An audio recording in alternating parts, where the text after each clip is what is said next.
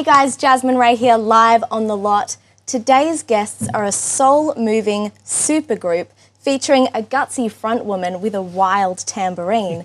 Two ARIA Hall of Fame inductees. They're incredible musicians in their own right, but together there's something extra special. The Soul Movers are here today to chat about their brand new album, Testify. Please welcome Lizzie, Murray and Pip from the Soul Movers. Thank you guys so much for coming today. You sound amazing. The new album is just really, really cool. Thanks, Jasmine. Yeah.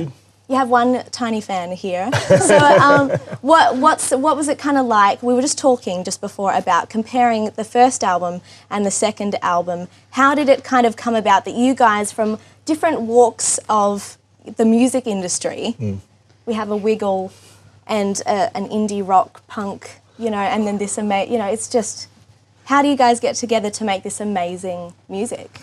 It's probably my fault. So Radio Birdman is pretty amazing seminal Aussie rock punk band from the late 70s in Sydney.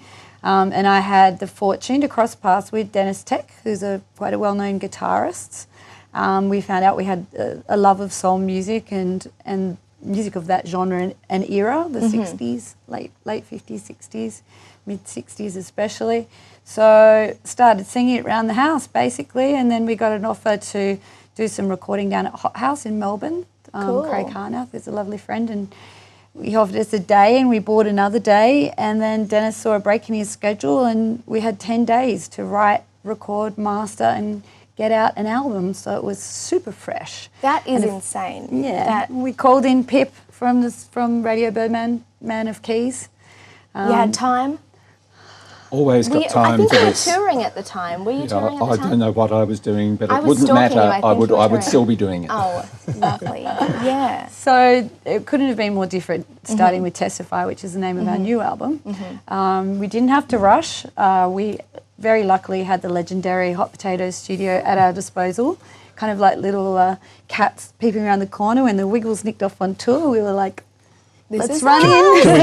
Can we come in? So where is the Hot Potato studio? Oh, we can't tell you that. Oh, see. It's out in Western Sydney. Unnamed. Cool. That is really, really cool. Yeah, so that was really great. Whenever the Wiggles were on tour, we could go in and record, and that took us probably about a year to record the whole album. So it was quite different from the first one. I wasn't involved in the first one, but really quite different. And we really took our time, wrote the songs slowly, and through the kitchen sink at some of them. But yeah, we're really happy with the way it turned out. So the songwriting, the way it goes, is it all of you guys? Well, Lizzie and Aided and Abetted by Murray and her iPhone are the main people who write the song. So I do want to acknowledge Andy's written some amazing stuff.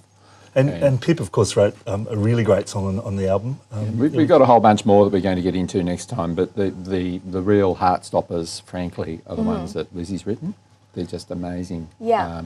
I quite liked the one that you wrote. I'm not going to cry. Yeah, that's fine. Yeah. No, I enjoy that too. It's fun. It's fun. To me, the fun thing that I go right back to is that Dennis actually is from Detroit, and of course, MC5, Stooges, the Soul Movement, Motown, all come together. So it's actually a common root way back there. And of course, as I'm growing up, I was listening to the same stuff. So to me, this is just a wonderful culmination of things. And although it sounds like we're all from different places, we've actually all got a common root. Yes. And it's just music. Different flowers we're all flowers on the same tree. Yeah, that's true. I mean, even with the Wiggles, a lot of what happened in the Wiggles was sort of 60s pop music, and so all our influences are very similar. Yeah. It's your band's called the Soul Movers, but it's not just soul music, is it? When you come to see you guys live, you guys have been touring, you're about to tour the Testify album when it comes out very soon. What can people expect when they come to see you live? Soul's the starting point, not the end point. I like that. Yeah. So we've got a trajectory from that. And no, we're not trying to be contemporary. We are what we are. And if that's contemporary, great, which I think it is, but that's not our aim. Our aim is to be what we are, and we're experienced enough that we can usually realise what we are without too much effort. Yes. And I think with this album we sort of set out to be a bit more eclectic and broaden the horizons a bit more, to include just what came out really. So there's all sorts of music on it. There's sort of swampy bluesy stuff and pop songs and just a real range. It was written really organically too, and it was written just week by week. We came up with the songs quite quickly, so they really are a reflection of our lives at the time. That's awesome. So, for example, Poison Swamp Blues was written when we came back from Nannup Fest in Western Australia. We stayed at a amazing, huge house and farm with friends down there on a Poison Swamp Road. Wow. And as we were leaving after 4 days of making music and drinking and dancing and all sorts of fun stuff, we wanted to write a song as a tribute. So we wanted a swampy going down south sort of feel to it. So it's got this crazy saxophone in the middle, and I guess that's contemporary.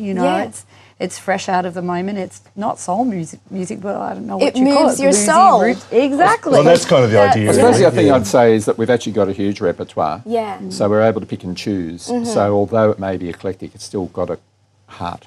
Yes. It's still got something in the middle that's consistent. Yeah, like a journey. And to me, that's it. The other thing that's been really good about this album is that we've been able to do it while we're performing it. And there's the world of difference between recording something for the first time that you've never really played live and getting out there and getting the audience and maturing it. So it's been very, I think it's got an authenticity to it that hopefully people will realise, certainly we enjoy. That's the luxury of building it slowly, bone by bone in the studio and being able to change things at the last minute. But I think that's why we called the album Testify, because if you look at the definition of the word, to give evidence. So it's really evidence of our lives and our feelings about music. And the key feeling I think that these gentlemen would definitely have is that we plan to make music until we can't make it anymore. Yeah. So well, when you hear you guys play live and when you hear your recorded music, you can hear that the love is there, and it's just... And you're also your chops are off the charts. So it's just really awesome to see you guys. Thank you so much for coming in.